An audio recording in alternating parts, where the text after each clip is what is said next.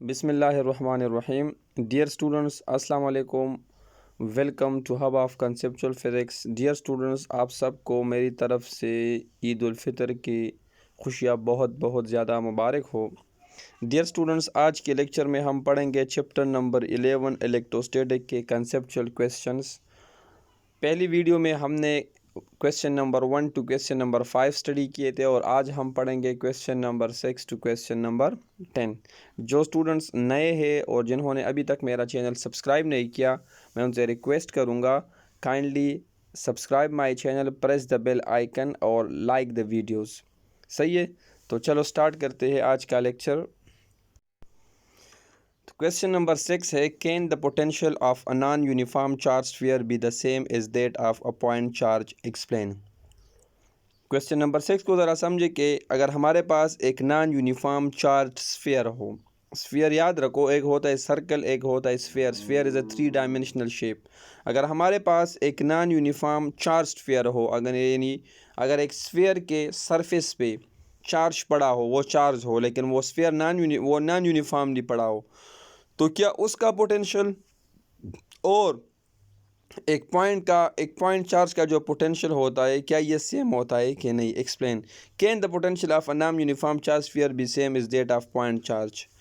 क्या एक non uniform charge sphere का जो पोटेंशियल है वो एक पॉइंट चार्ज के एक जैसा होता है या उसके बराबर होता है या नहीं? इसको एक्सप्लेन करें। तो आंसर में मैंने लिखा है yes, the potential of a non-uniformly charged sphere is the same as that of a point charge। हाँ, एक नॉन यूनिफॉर्मली चार्ज स्फीयर का जो पोटेंशियल होता है वो बिल्कुल सेम होता है जिस तरह एक पॉइंट चार्ज क्या होता है। सही है, किस तरह? तो हम इसको प्रूफ करेंगे। तो इसके बाद आप हेडिंग भी देते सकते हैं, प्रूफ।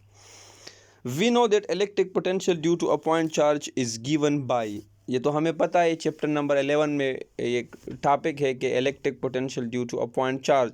तो उसकी वैल्यू हमने टॉपिक में फाइंड की थी, उसकी वैल्यू थी v is equal to 1/4 pi epsilon naught q divide by r। इसको मैंने नाम दे दिया equation number 1। Now consider a sphere on which positive charge are non-uniformly distributed on the outer surface and distance of each point from the center is same। अब देखो, पहले figure में मैंने प्लस चार्ज लिया है और हमें पता है कि इलेक्ट्रिक लाइंस ऑफ फोर्स हमेशा पॉजिटिव चार्ज से ओरिजिनेट होते हैं बाहर की तरफ। तो पहले डायग्राम में ये एरो जो आउटवर्ड है ये पॉइंट चार्ज है और उसका पोटेंशियल हमने फाइंड किया, उसको हमने नाम दे दिया इक्वेशन नंबर 1। अब ये करें कि कंसीडर एक ऐसा स्फीयर कंसीडर करें जिस पर positive charge non uniformly distributed है उसके आउटर सरफेस पे। तो ये डायग्राम मैंने बनाया है स्फीयर का, उसके आउटर सरफेस पे पॉजिटिव चार्ज डिस्ट्रीब्यूट है और तमाम उस स्फीयर के तमाम पॉइंट्स का सेंटर से जो डिस्टेंस है वो सेम है, यानी उन तमाम का रेडियस क्या है? सेम है, यानी सेंटर से डिस्टेंस क्या है? सेम। अब हमें पता है कि E electric field intensity due की जो इक्वेशन है वो है E is equal to 1/4 pi epsilon naught q by r square. लेकिन according to the electric potential gradient जो टॉपिक है उसके मुताबिक v is equal to E d. लेकिन यहाँ पर डिस्टेंस जो है इस स्फीयर में वो हमने उसको रिप्रेजेंट किया r से, यानी रेडियस है, तो d की जगह क्या पुट करें? r। तो v is equal to E D, फिर इज इक्वल टू e और d की जगह r, फिर इज इक्वल टू ई की जगह ये ऊपर वाली वैल्यू उसमें पुट करें 1/4 pi epsilon naught q by r square, और ये r इसके साथ अपनी जगह पे मल्टीप्लाई में आ जाएगा। तो ये सिंगल r नीचे डिनोमिनेटर में r स्क्वायर के एक r के साथ कैंसिल हो जाएगा। तो यहाँ पर भी v की वैल्यू आ जाएगी 1/4 pi epsilon naught q divide by r, और इसको मैंने नाम दे दिया इक्वेशन नंबर 2 का। तो अगर आप यहाँ पर देखें इक्वेशन 1 और 2 दोनों का पोटेंशियल की वैल्यू क्या है? सेम। लेकिन इक्वेशन 1 पॉइंट चार्ज के लिए था, इक्वेशन 2 जो है वो चार्ज स्फीयर के लिए है। तो देखो दोनों का ही पोटेंशियल की वैल्यू क्या आ गई? Same. So as equation 1 is equal to equation 2, so potential in both cases remains same. सही है, तो दोनों का पोटेंशियल क्या होगा? सेम होगा। क्वेश्चन नंबर 7 है, will the energy stored in 3 capacitors be greater when the capacitors are connected in series or in parallel? This is question भी इंपॉर्टेंट है और ये अक्सर कंसेप्चुअल क्वेश्चन है ना, लोग पूछते हैं। क्वेश्चन ये है कि अगर मेरे पास 3 कैपेसिटर है वो सीरीज़ में भी कनेक्टेड है और पैरेलल में भी है, मतलब एक जगह सीरीज़ पे में कनेक्टेड है, दूसरी जगह वो पैरेलल में। तो क्वेश्चन है कि एनर्जी कौन से में ज़्यादा स्टोर होगी, पैरेलल वाले में एनर्जी ज़्यादा स्टोर होगी और या सीरीज़ वाले। तो देखो मैंने लिखा है the capacitors will store more energy in parallel combination. तो देखो फ़ौरन बस यही आंसर आपने याद रखना है कि हमेशा कैपेसिटर जब भी पैरेलल कम्बिनेशन में होते हैं तो उनमें सीरीज़ कम्बिनेशन के बनिस्बत ज़्यादा एनर्जी स्टोर होती है। और ये क्यों? This is due to the following reason. अब रीज़न क्या है? तो मैंने लिखा है the energy stored in a capacitor is given by E is equal to half C V square. हमें पता है इसी चैप्टर के एनर्जी स्टोर एंड कैपेसिटर के जो एनर्जी कैपेसिटर में स्टोर होती है उसका इक्वेशन है E is equal to 1/2 CV square which shows that energy depends on capacitance and applied voltage. तो अगर एनर्जी की इक्वेशन को हम देखें तो 1/2 तो कांस्टेंट है, इसमें इसका मतलब एनर्जी दो चीज़ों पे डिपेंड करते हैं, C यानी कैपेसिटेंस पे और V यानी वोल्टेज पे, कैपेसिटेंस पे और वोल्टेज पे। अब देखो in case of series combination, अब हमें पता है सीरीज़ कम्बिनेशन में इक्विवेलेंट कैपेसिटेंस का फार्मूला होता है 1/C equivalent is equal to 1/C1 plus 1/C2 plus 1/C3। इसको मैंने नाम दे दिया इक्वेशन नंबर 1। अब इन case of parallel equivalent capacitance बराबर होगा, वो तो हमें पता है C1 plus C2 plus C3 और इसको मैंने नाम दे दिया इक्वेशन नंबर 2। अब कंक्लूजन क्या है? From equation number 1 and equation number 2 it is clear that equivalent capacitance will be more in parallel and as energy depends on capacitance so more energy will be store in capacitors in parallel combination. अब देखो equation number 1 series के लिए था तो उसमें equivalent capacitance के जो था वो डिनोमिनेटर में था 1/C इक्विवेलेंट, तो वहाँ पर C इक्विवेलेंट की वैल्यू हमेशा इंडिविजुअल कैपेसिटेंस के वैल्यू से कम होती है, जबकि पैरेलल में एक formula C equivalent is equal to C1 plus C2 plus C3, यहाँ पर इक्विवेलेंट कैपेसिटेंस की वैल्यू हमेशा इंडिविजुअल कैपेसिटेंस से ज़्यादा होती है। और हमें पता है कि एनर्जी इज डायरेक्टली, जो इक्वेशन है एनर्जी का E is equal to 1/2 CV square, उससे हमें पता है कि energy is directly proportion to the capacitance of capacitor. तो अब कैपेसिटेंस कौन से केस में ज़्यादा होता है, पैरेलल में या सीरीज़ में? तो इस इक्वेशन 2 को देखें, पैरेलल में एक कैपेसिटेंस की वैल्यू ज़्यादा होती है, जब यहाँ पर कैपेसिटेंस की वैल्यू ज़्यादा होगी तो energy is directly proportion to capacitance, तो यहाँ पर एनर्जी की वैल्यू भी क्या होगी? ज़्यादा। तो इसलिए मैंने लिखा है from equation 1 and 2 it is clear that equivalent capacitance will be more in parallel and as energy depends on capacitance so more energy will be stored in capacitors in parallel combination. तो याद रखो कि parallel combination में capacitor में सबसे ज़्यादा energy क्या होगी? स्टोर होगी। सही है। क्वेश्चन नंबर 8 है can different equipotential lines cross each other? क्या डिफरेंट इक्विपोटेंशियल लाइंस एक दूसरे को क्रॉस कर सकते हैं? सबसे पहले तो ये समझे इक्वी पोटेंशियल लाइंस कैसे कहते हैं। तो देखो इक्वी निकला है इक्वल से, पोटेंशियल पोटेंशियल को कहते हैं। तो ऐसे लाइंस जिस पर तमाम पॉइंट्स की पोटेंशियल सेम होती है, ऐसे लाइंस को हम कहते हैं इक्वी पोटेंशियल लाइंस। तो अच्छा क्वेश्चन क्या है कि क्या डिफरेंट इक्वी पोटेंशियल लाइंस एक दूसरे को इंटरसेक्ट कर सकते हैं या नहीं? तो मैंने लिखा है different equi potential lines can never cross each other. नहीं, डिफरेंट इक्विपोटेंशियल लाइंस एक दूसरे को क्रॉस नहीं कर सकते। मतलब डिफरेंट, एक की पोटेंशियल डिफरेंट होगी, दूसरी की डिफरेंट होगी, तीसरी की डिफरेंट होगी, तो इस तरह के लाइंस एक दूसरे को इंटरसेक्ट नहीं कर सकते। If they cross each other so electric lines of force related to equipotential lines will also cross each other and then electric field intensity at a single point will have two direction which is not possible. अब अगर let suppose हम कहें कि different equipotential line ने एक दूसरे को cross कर दिया, तो क्या होगा? जब ये एक दूसरे को क्रॉस करेंगे तो हर एक लाइन से रिलेटेड जो इलेक्ट्रिक फील्ड होगा, तो फिर उस सिंगल पॉइंट पर इलेक्ट्रिक फील्ड की दो डायरेक्शन हो जाएगी। और याद रखो किसी भी पॉइंट पर इलेक्ट्रिक फील्ड की दो डायरेक्शन पॉसिबल नहीं है। इलेक्ट्रिक लाइंस ऑफ फोर्स की एक पॉइंट पर सिर्फ और सिर्फ एक ही डायरेक्शन पॉसिबल है, टू डायरेक्शन कभी भी पॉसिबल नहीं है। तो इसलिए डिफरेंट इक्विपोटेंशियल लाइंस एक दूसरे को क्रॉस नहीं कर सकते। या इक्विपोटेंशियल। देखो ये डायग्राम जो है पॉजिटिव चार्ज सेंटर में पड़ा हुआ है, इसके इर्द गिर्द जो सर्कल्स है ये बेसिकली इक्विपोटेंशियल सरफेस है। सही है। इक्वी मीन्स यानी एक पहला जो सरफेस है या पहला जो सर्कल है, इस पर आप जहाँ पर भी पॉइंट ले लो तमाम पॉइंट्स का पोटेंशियल सेम होगा। इस तरह दूसरे सर्कल पर भी आप कहाँ पर भी पॉइंट ले लो, इन तमाम का पोटेंशियल क्या होगा, सेम होगा।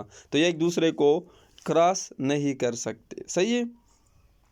अब आते हैं क्वेश्चन नंबर 9 की तरफ। क्वेश्चन 9 है, ये भी बहुत इंपॉर्टेंट है, इसको ज़रा समझे। Water has large value of dielectric constant but it is rarely used in capacitors, why. Water की जो डाइलेक्ट्रिक की वैल्यू है वो बहुत ज़्यादा हाई है। सही है। वो बहुत ज़्यादा क्या है, हाई है, लेकिन फिर भी हम इसको कैपेसिटर्स में बहुत कम यूज़ करते हैं, या इसको हम कैपेसिटर में यूज़ ही नहीं करते। रेयरली मीन बहुत ज़्यादा कम। ये क्यों? सही है। ये क्यों? अब जब डाइलेक्ट्रिक क्या है, डाइलेक्ट्रिक किसी भी एक डाइलेक्ट्रिक बेसिकली एक मटेरियल या किसी भी मीडियम की प्रॉपर्टी होती है जो इलेक्ट्रिक फील्ड, सही है, आपने पढ़ा होगा ना परमेबिलिटी। परमेबिलिटी क्या है कि the property of a medium due to which it oppose the formation of electric field. तो परमेबिलिटी बेसिकली डाइलेक्ट्रिक जो परमेबिलिटी ये तो मीडियम की प्रॉपर्टी है, और अगर हम दो चार्ज के दरमियान इस तरह का मीडियम रखते हैं कि वो इलेक्ट्रिक फील्ड के फार्मेशन को अपोज करते हैं, उसको हम डाइलेक्ट्रिक कहते हैं। सही है। तो ये कहता है कि वाटर की डाइलेक्ट्रिक की वैल्यू डाइलेक्ट्रिक कांस्टेंट की वैल्यू बहुत ज़्यादा हाई है, लेकिन फिर भी ये कैपेसिटर्स में बहुत कम इस्तेमाल होता है। ये क्यों? तो आंसर है water has large value of dielectric constant but it is rarely used in capacitor. हाँ, वाटर की डाइलेक्ट्रिक की वैल्यू बहुत ज़्यादा हाई है, लेकिन फिर भी ये कैपेसिटर में हम बहुत कम इस्तेमाल करते हैं। क्यों? The relative permittivity of water is 80 at room temperature. अच्छा सॉरी, मैंने स्टार्ट में परमिबिलिटी बताया, परमिबिलिटी नहीं, वो तो मैग्नेटिक फील्ड। परमिटिविटी, सही है ना। Permittivity is the property of the medium due to which it oppose formation of electric field. सही है। तो वो परमिबिलिटी नहीं था, सॉरी, वो वर्ड में परमिटिविटी था। तो the relative permittivity of water is 80 at room temperature. Room temperature पर, यानी आज लेट सपोज मैं बैठा हूँ तो जो भी रूम टेम्परेचर है उस पर वाटर की जो वैल्यू है रिलेटिव परमिटिविटी या डाइलेक्ट्रिक कांस्टेंट की, वो है 80।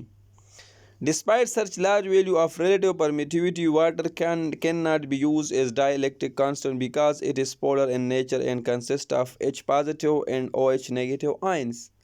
अब बावजूद इतनी बड़ी वैल्यू यानी 80 वैल्यू के, वाटर के डाइलेक्ट्रिक की वैल्यू क्या है 80 80, तो बावजूद इतनी बड़ी वैल्यू के हम वाटर को इसलिए इस्तेमाल नहीं करते क्योंकि केमिस्ट्री के मुताबिक वाटर जो है ये एक पोलर मालिक्यूल है। पोलर का मतलब क्या है कि इसमें दो पोल्स है, यानी आयन्स है। एक पॉजिटिव आयन है और दूसरा नेगेटिव, यानी एक हाइड्रोजन और एक हाइड्रोक्सिल आयन है इसमें। एट सर्टन वोल्टेज, तो किसी भी ख़ास वोल्टेज पे water molecule will conduct current. किसी भी ख़ास वोल्टेज पे वाटर का मालिक्यूल जो होगा वो क्या कंडक्ट करेगा, यानी वो क्या पास करेगा, करंट पास करेगा। तो जब करंट पास करेगा तो क्या होगा, leading to discharge of capacitor. तो जब करंट पास करेगा तो वाटर के जो पॉजिटिव आयन होंगे वो कैपेसिटर के नेगेटिव प्लेट की तरफ जाएंगे, और वाटर के जो नेगेटिव आयन होंगे वो कैपेसिटर के पॉजिटिव, जिसकी वजह से कैपेसिटर क्या होगा, डिस्चार्ज हो जाएगा। Hence water can't be use as dielectric. तो इसलिए हम वाटर को डाई इलेक्ट्रिक के तौर पर इस्तेमाल नहीं करते। And the last question is how can you increase capacitance of a capacitor. आप एक कैपेसिटर की कैपेसिटेंस किस तरह इंक्रीज कर सकते हैं। अब कैपेसिटेंस क्या है, कैपेसिटेंस है the ability of a capacitor to store electric charge is called capacitance. किसी भी कैपेसिटर के चार्ज स्टोर करने की जो सलाहियत है उसको हम कहते हैं capacitance.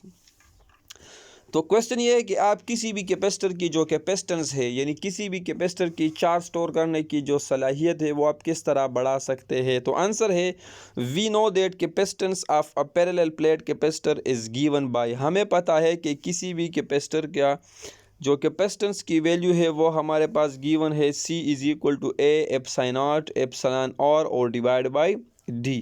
From the above equation it is clear that to increase the capacitance. तो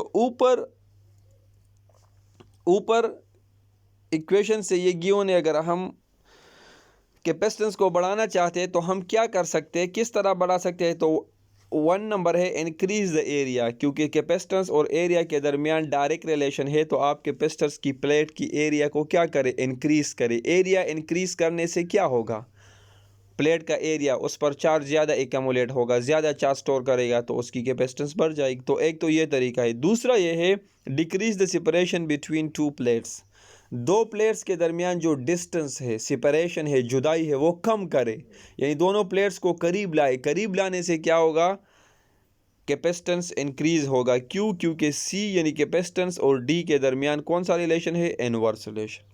and the last one, use a material of high permittivity, और एक ऐसा मटीरियल इस्तेमाल करें जिसकी परमिटिविटी यानी एप्सिलॉन आर की वैल्यू क्या होगी, ज़्यादा, क्योंकि सी और एप्सिलॉन आर के दरमियान भी कौन सा रिलेशन है, डायरेक्ट रिलेशन है, यानी capacitance is directly proportion to epsilon R. और ये तो अभी हमने पढ़ा कि वाटर की वैल्यू भी पर रिलेटिव परमिटिविटी की वैल्यू हाई है, लेकिन हम इसको इस्तेमाल इसलिए नहीं करते क्योंकि वो पोलर है। तो ये कहते हैं कि आप लोग एक ऐसा मटेरियल इस्तेमाल करें कि जिसकी परमिटिविटी की वैल्यू बहुत ज़्यादा हाई होगी, तो परमिटिविटी बढ़ाने से भी कैपेसिटेंस क्या होता है, बढ़ जाता है।